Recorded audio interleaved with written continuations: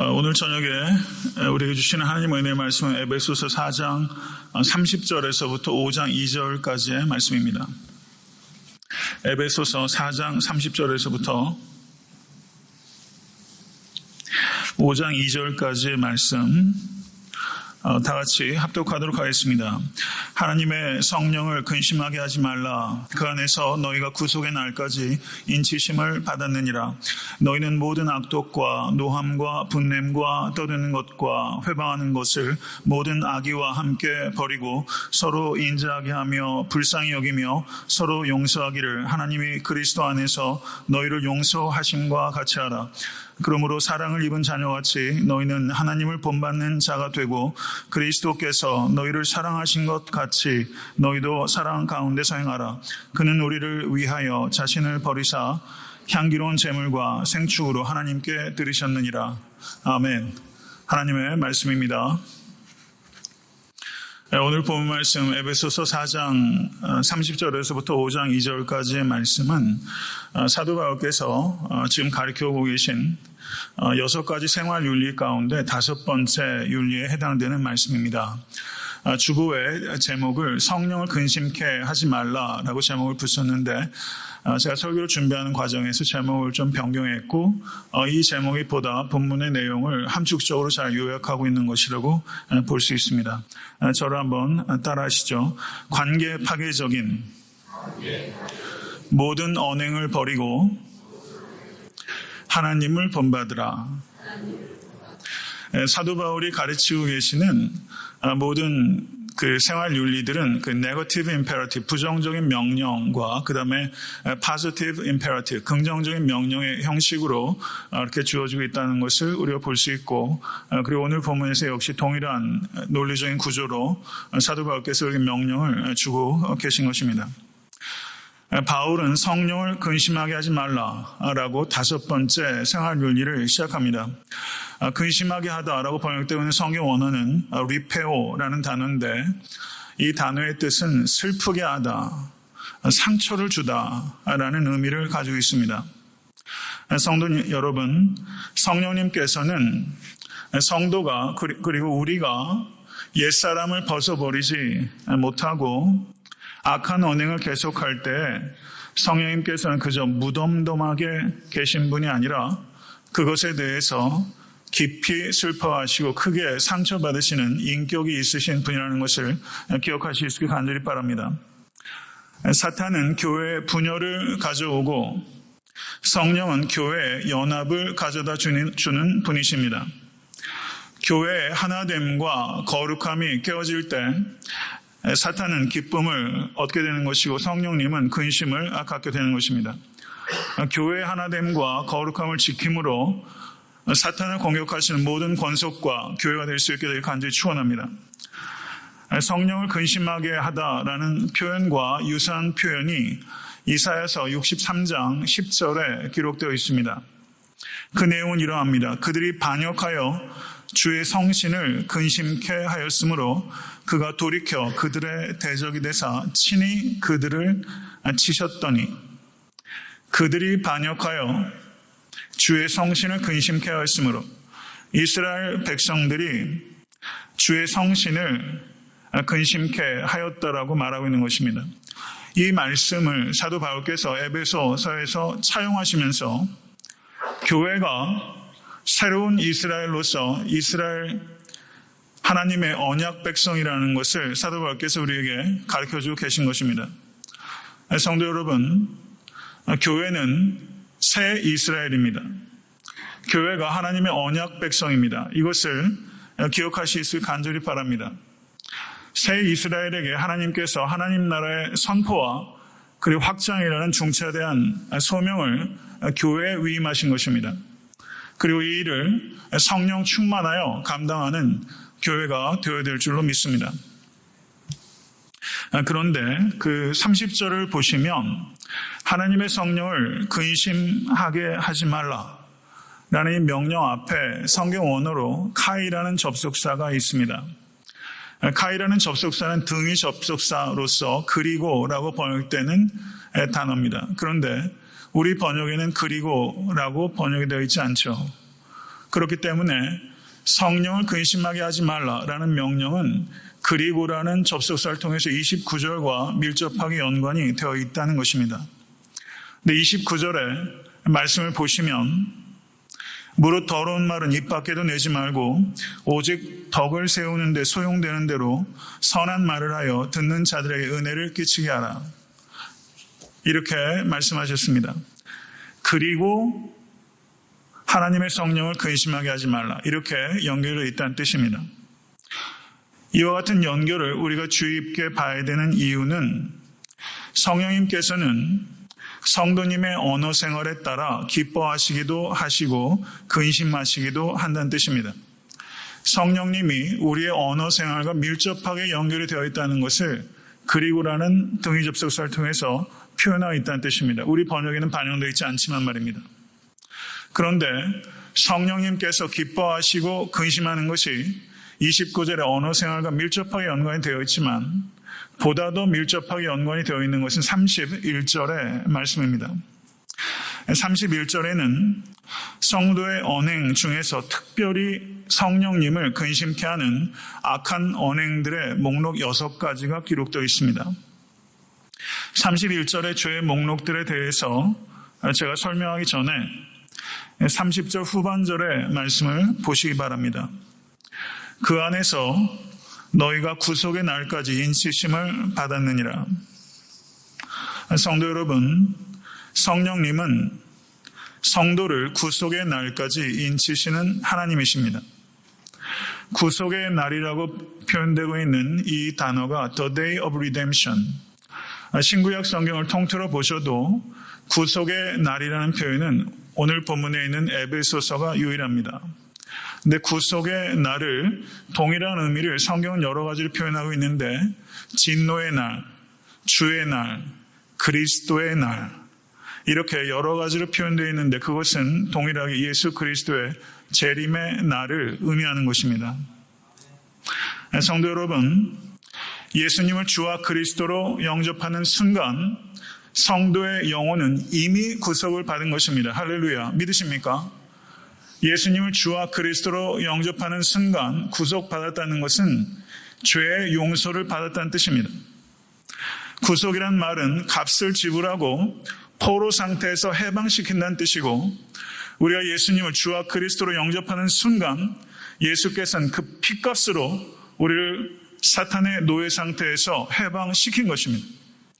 그렇기 때문에 예수 그리스도께서는 단순하게 선생이 아니라 해방자이시고 우린 죄와 사망의 구속에서부터 자유케 된 것입니다. 이것이 구원받은 성도가 현재적으로 가지고 있는 축복입니다. 그런데 사도 바울께서 여기에서 말씀하시는 바는 성도의 몸은 아직 구속을 기다리고 있다는 뜻입니다. 성도의 몸은 죄의 권세로부터 아직 구속받지 못하고 있다는 뜻입니다.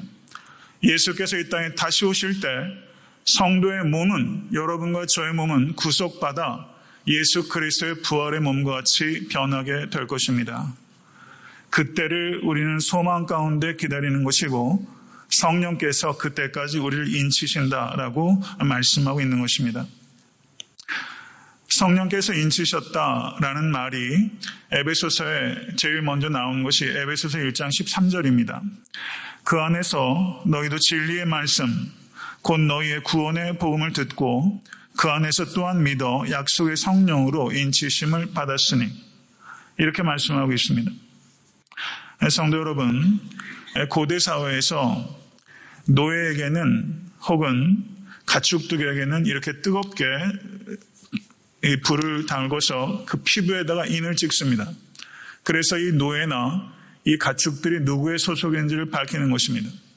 마치 그와 같은 것처럼 성령께서 우리에게 마치 도장처럼 우리에게 임하셔서 우리가 소속이 어디인지를 밝히는 것인데 성령께서 내주하는 성도는 하나님의 것이란 뜻입니다. 성령의 도장을 가지고 있는 사람은 하나님의 소유이고 그렇기 때문에 하나님께서 지키십니다. 믿으십니까?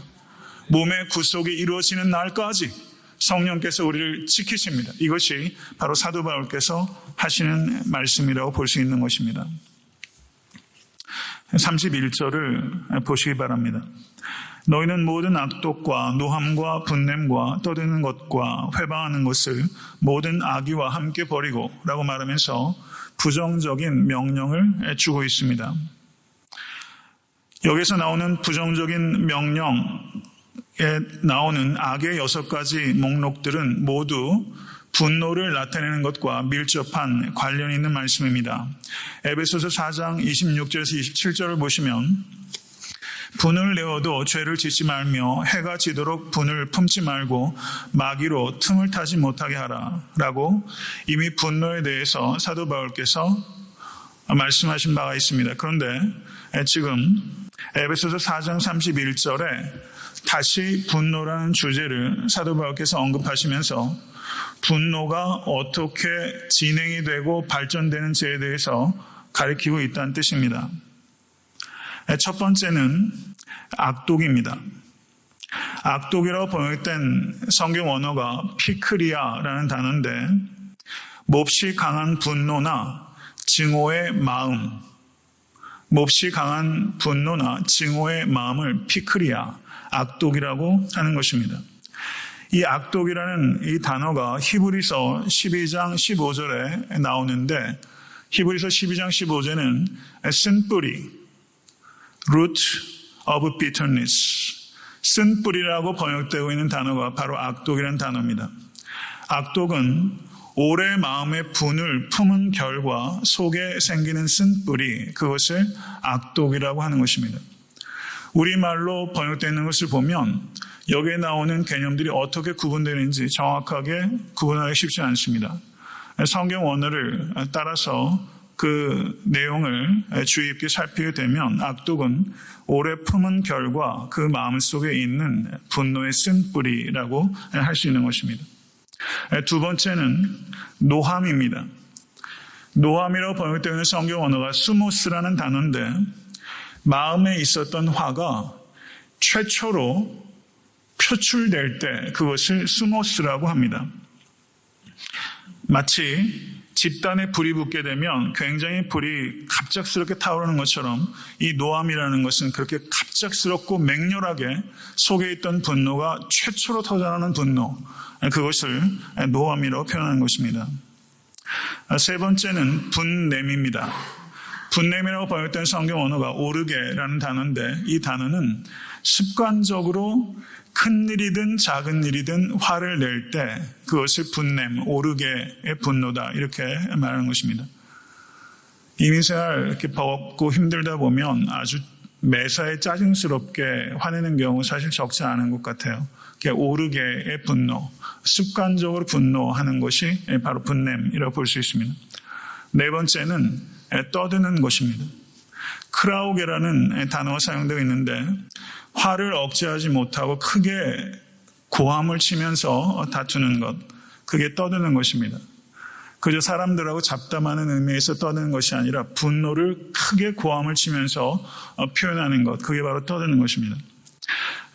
다섯 번째는 회방하는 것인데 성경어로 블라스페미아라고 하는 단어입니다. 이 단어는 타인을 모욕하고 비방하는 것에 이르기까지 표출되는 화라고 볼 수가 있죠. 간략하게 말하면 지금 여기서 말하고 있는 그 악독, 노함, 분냄, 떠드는 것, 회방하는 것은 분노가 마음에 있었던 것에부터 시작해서 점점 증폭되고 진행된 상태들을 표현하고 있는 것이다. 이렇게 볼 수 있다는 뜻입니다. 그리고 마지막이자 여섯 번째는 모든 악입니다. 성경 언어로 카키아라는 단어인데 이 단어는 내적인 악한 태도나 성향을 의미하는 단어가 바로 이 악의라는 것입니다. 성도 여러분, 예수님을 주와 그리스도로 영접한 사람은 새 사람입니다. 맞습니까? 새 사람을 입은 성도들은 악한 행위들을 버리는 것만으로는 충분하지 않습니다. 악한 내적인 성향 그리고 태도까지 버려야 악한 행위들을 근본적으로 근절할 수 있습니다. 겉으로 보기에는 악한 행위가 표출되는 것 같지 않지만 내면적으로 악의를 가지고 있으면 언제든지 그것이 악한 행동으로 비화될 수 있기 때문에 악한 태도나 성향까지조차 버리도록 사도 바울은 우리에게 권면하고 있다는 뜻입니다. 이렇게 사도 바울께서는 6가지의 부정적인 악에 대해서 버리라고 먼저 명령을 하시고, 그 다음에는 5장 1절의 말씀을 보십시오. 그러므로 사랑을 입은 자녀같이 너희는 하나님을 본받는 자가 되고 라고 말하면서 하나님을 본받는 자가 되라 라고 명령을 하고 있습니다. 그러면 하나님을 본받는 자가 어떤 자인가? 사도 바울은 4가지로 하나님을 본받는 자를 정의하고 있습니다. 32절을 보시면 같이 한번 읽어보시겠습니다.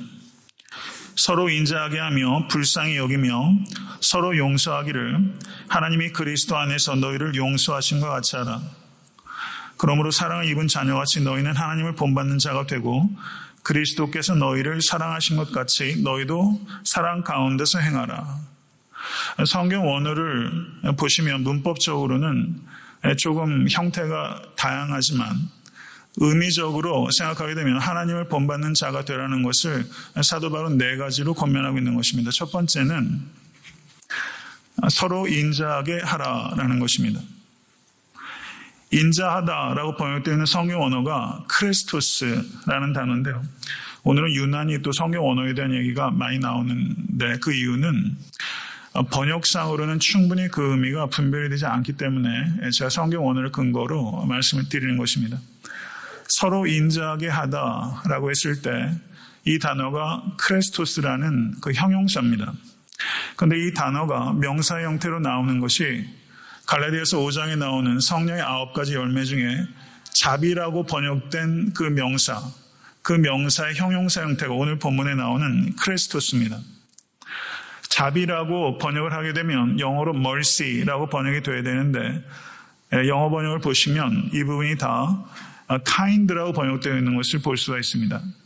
그러니까 서로 인자하게 하며 라고 번역이 되어 있지만 실제 원의 의미에 충실하게 번역하게 되면 서로 친절하게 하라라는 뜻이라는 것입니다.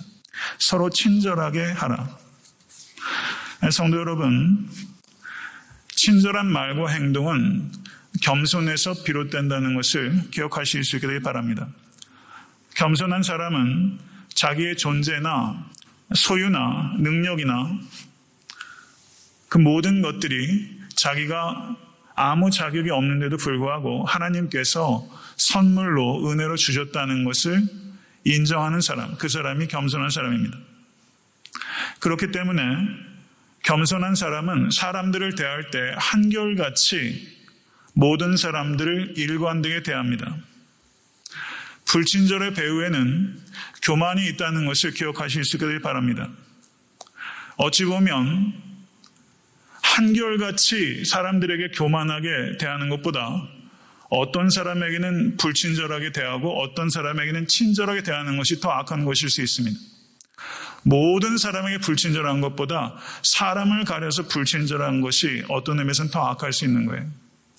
불친절한 것의 배후에는 그건 단순히 매너의 문제가 아니라 교만과 겸손의 문제가 있다는 것을 기억하시고 특별히 성도들을 대할 때 무례하게 대하지 마시고 친절하게 대하실 수 있는 모든 권속 되실 수 있기를 간절히 바랍니다. 이동훈 목사님께서 성경 공부하실 때 이런 과제를 내신 적이 있대요.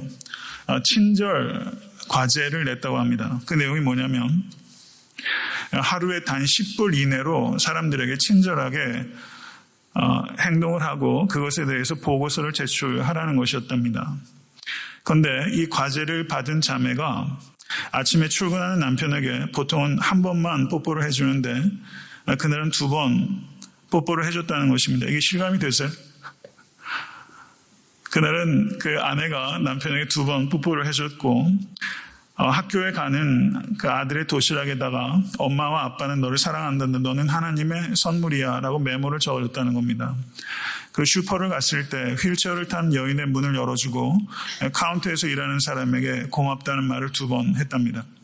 그리고 오후에는 이 대목이 중요해요. 목사님께 감사 카드를 썼답니다. 목회에 얼마나 수고가 많으시냐고 힘내시라고 목사님께 감사 카드를 썼대요. 그리고 독거노인에게 음식을 만들어서 오후에 가져다 줬답니다. 그리고 학교에서 돌아온 아이들과 놀이터에서 놀아주고 퇴근한 남편을 따뜻하게 포옹해 줬대요. 하루가 굉장히 풍성했는데 하루 종일 쓴 돈이 8불이었다고 이 자매가 보고서를 써서 이동호 목사님께 제출했다는 거예요. 사실 굉장히 평이한 얘기지만 사실상은 우리 주변에 조금만 마음을 베풀고 섬세하게 하면 여러 사람들 기분 유쾌하고 본인도 풍성하게 된다는 것이죠. 그래서 저는 이 평이한 내용을 읽으면서 우리가 일주일에 이동훈 목사님 과제에는 하루에 10불 이내로 친절을 연습하라고 얘기했지만 우리가 일주일에 한 20불 정도를 친절 전용 기금을 만들어서 일주일에 20불만 내가 따뜻한 배려의 마음으로 카드도 사고 꽃 한 송이 산다든가 이렇게 좀 친절을 구체적으로 연습하는 훈련을 한다면 어떻게 될까? 그런 생각을 좀 해보게 되는 것이죠. 성도 여러분, 작은 친절을 베풀면 작은 행복이 찾아오는 게 아니라 작은 친절을 베풀면 큰 행복이 찾아옵니다. 그게 삶의 묘미입니다. 두 번째는 서로 불쌍히 여기라라는 것입니다. 불쌍히 여기는 마음은 근본적으로 하나님의 마음입니다.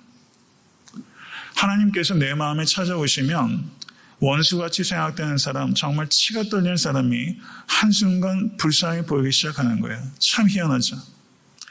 그래서 제가 목회를 하면 할수록 조금 철이 들어가면 들어갈수록 나이가 1살, 2살 먹으면 먹을수록 사람을 이해하는 것은 머리가 아니라 마음이구나 하는 것을 깨닫게 돼요. 이해가 돼야, 머리로 이해가 돼야 받아들여지는 게 아니라 가슴으로 불쌍하게 느껴져야 그 사람이 이해가 되더라고요. 저는 불쌍히 여기는 마음이 참 귀한 마음이라고 생각합니다. 사랑은 20대 청년들은 그런 생각 안 하겠지만 사랑은 결국은 불쌍하게 여기는 것이다. 이런 생각 많이 들어요.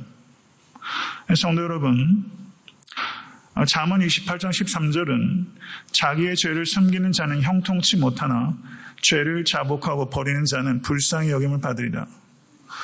죄를 자복하고 버리는 성도 되실 수 있게 간절히 축원합니다. 잠언 14장 21절은 이웃을 업신 여기는 자는 죄를 범하는 자요 빈곤한 자를 불쌍히 여기는 자는 복이 있으리라. 잠언 19장 17절은 가난한 자를 불쌍히 여기는 것은 여호와께 꾸이는 것이니 그 선행을 갚아주시리라. 이런 말씀 부디 믿으실 수 있게 간절히 바랍니다. 그런데 성경은 가난한 자 그리고 형제들을 불쌍히 여길 뿐만 아니라 심지어 핍박하는 자, 원수까지도 불쌍히 여기는 마음을 가지라고 우리에게 가르치고 있어요. 문자적으로 정확히 그렇게 표현하고 있지는 않지만 로마서 12장에서 나오는 말씀들도 결국은 핍박하는 자를 불쌍히 여기라는 뜻입니다. 왜냐하면 성도 여러분, 혹시 성도님들께 지금 악한 원수들이 있지는 않습니까? 원수까지 표현할 만큼 그렇게 심각한 관계는 아니었어도 누군가와 굉장히 심각한 대립을 가지고 있다면 악한 사람에게 반응하지 마시고 악한 사람의 배후에 있는 악한 원리인 사탄과 대적하실 수 있길 간절히 바랍니다. 악한 원수 때문에 치를 떨다가도 어느 한 순간에 하나님께서 우리의 마음에 불쌍한 마음을 주시면 악한 원수가 그 배후에 있는 사탄의 종로로 타고 있는 사탄의 희생자라는 관점이 생기게 되면 우리를 핍박하는 자, 원수조차도 불쌍히 여기는 마음을 갖게 되는 것입니다. 성도 여러분, 그러할진대 내 남편, 내 아내, 내 부모, 내 자식, 내 목사, 내 성도 불쌍히 여기는 마음 가지실 수 있길 바랍니다. 유교에서도 측은지심이라는 걸 가리키는데 우리가 예수를 믿는 사람으로서 다른 성도들을 불쌍히 여기는 마음이 없다면 그 참 안타까운 노릇이죠. 모쪼록 불쌍히 여기는 마음 갖고 가실 수 있길 간절히 바랍니다. 세 번째는 저를 따라 하십시오. 서로 용서하라. 첫 번째는 뭐였죠? 서로 친절하라. 따라 하십시오. 서로 친절하라. 서로 불쌍히 여기라.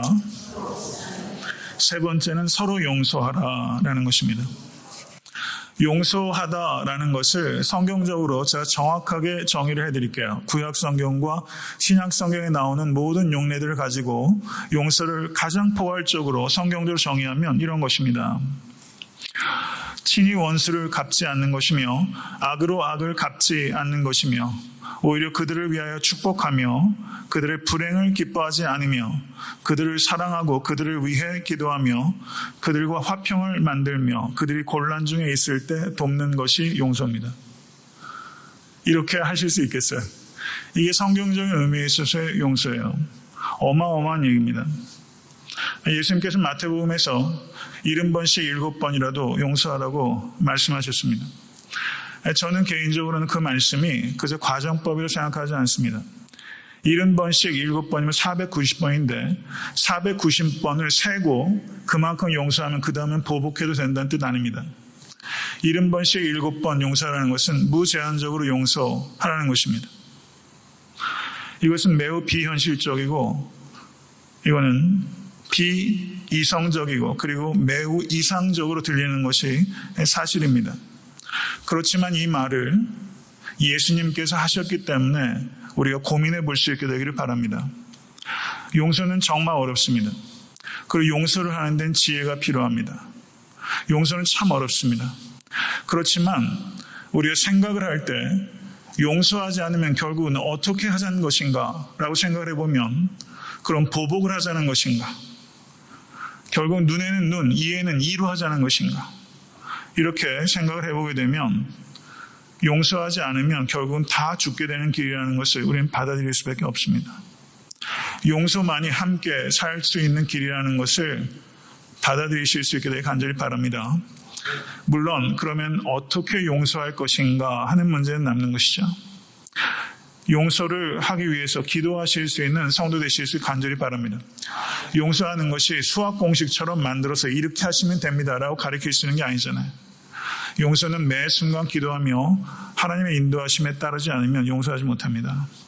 마태복음 18장 35절에 너희가 각각 중심으로 형제를 용서하지 아니하면 내 천부께서도 너희에게 이와 같이 하시리라.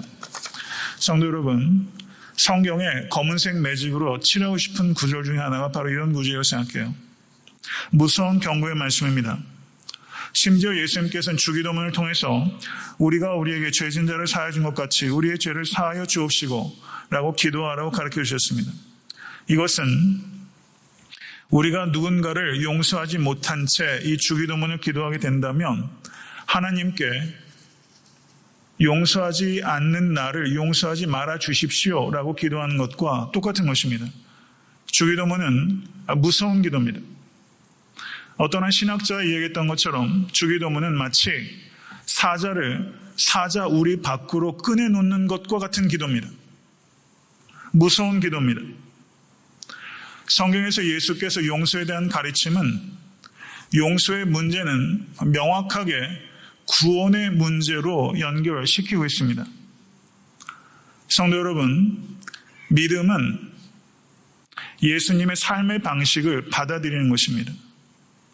예수님의 삶의 방식은 용서입니다.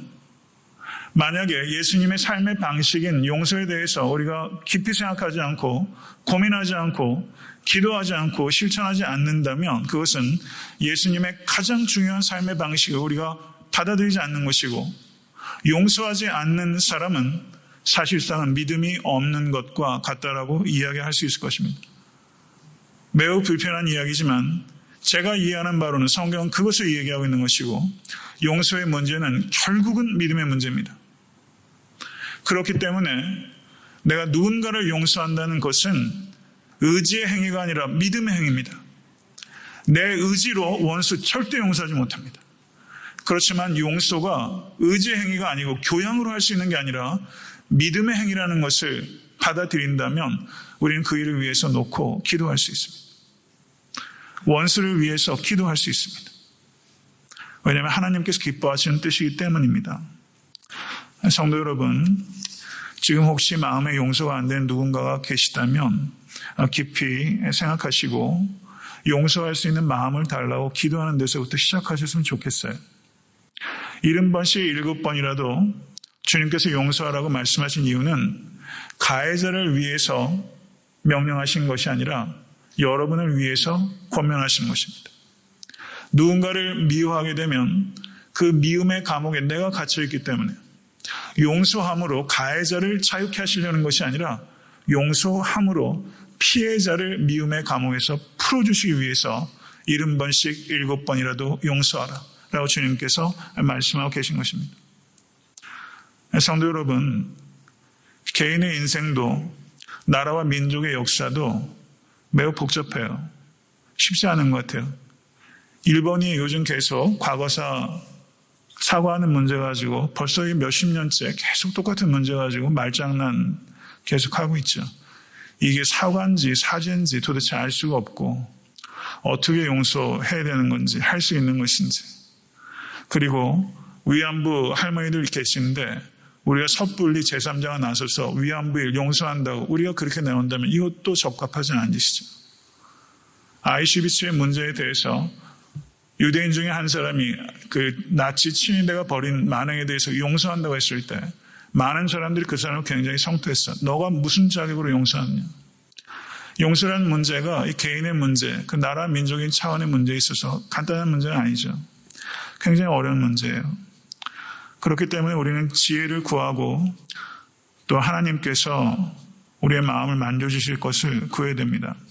사랑하는 성도 여러분, 개인도 내가 용서한다고 해서 가해자가 변화되는 것 아닙니다. 가해자가 변화되지 않고 오히려 내 용서를 조롱할 수도 있어요. 그런 경우가 오히려 더 많아요. 내가 용서한다고 가해자가 변화되기 때문에 주님께서 우리 보고 용서하라고 얘기하신 것 아니에요. 그런데 내가 용서하면 내가 변합니다. 이거는 100% 보증된 거예요. 내가 용서하면 하나님께서 우리를 용서하신 것과 같이, 그리스도께서 우리를 용서하신 것과 같이 우리가 하나님을 imitators of God, 하나님을 그만큼 본받게 되는 것입니다. 성도 여러분, 이 세상 살면서 무엇을 목적으로 살아가고 계십니까? 소유의 변화입니까? 아니면 인격의 변화입니까? 만약에 하나님을 본받는 삶을 인생의 최고의 목표로 삼는다면 용서만큼 지름길은 없습니다.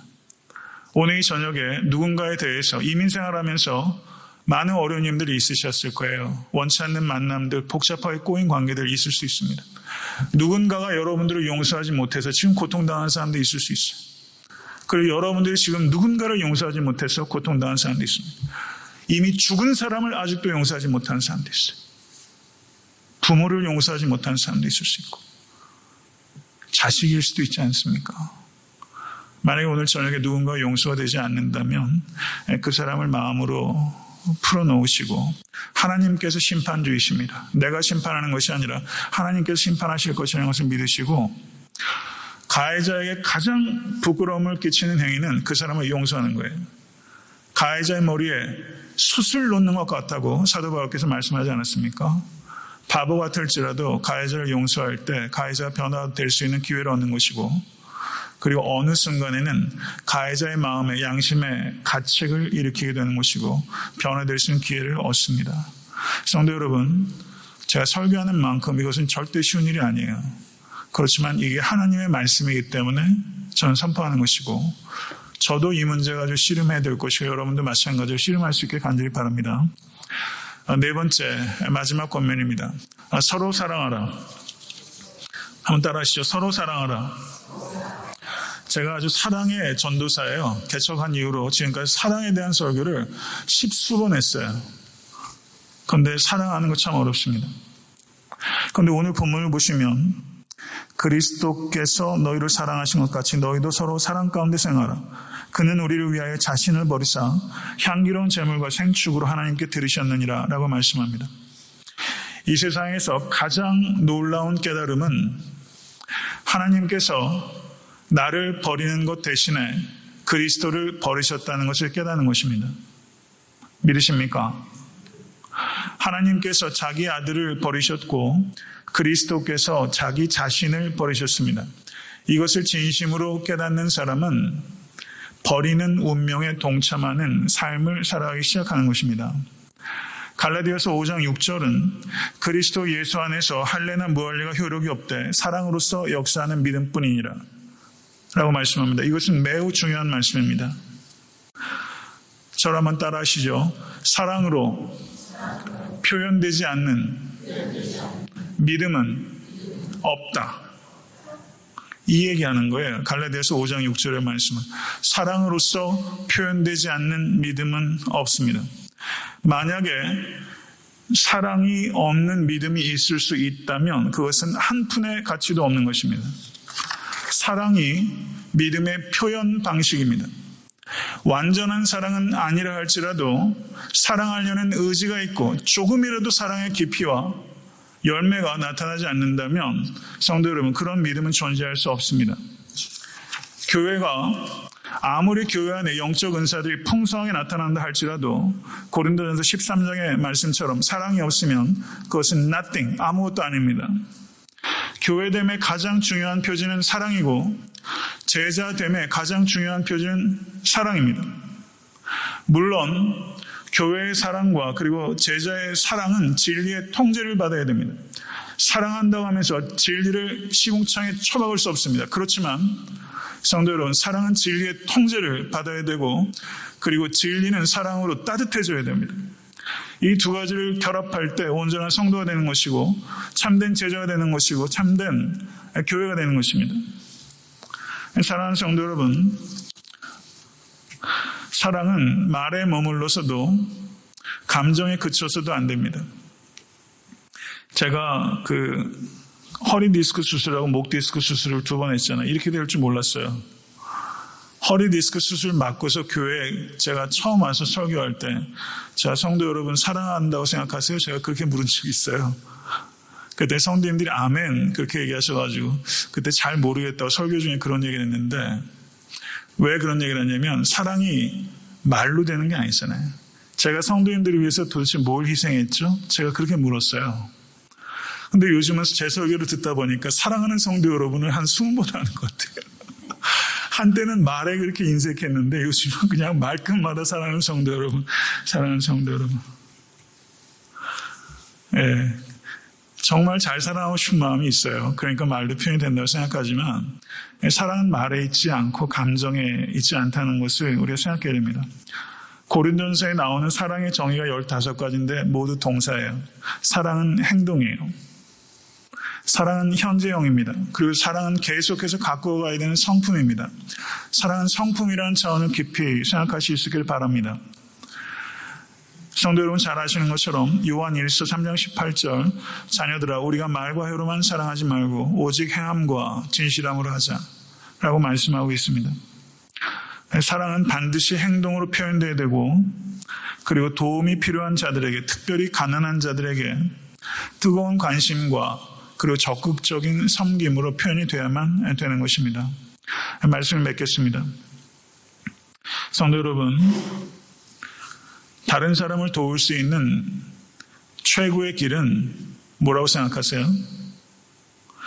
여러분이 다른 사람에게 줄 수 있는 최고의 도움은 뭡니까? 그리스도입니다.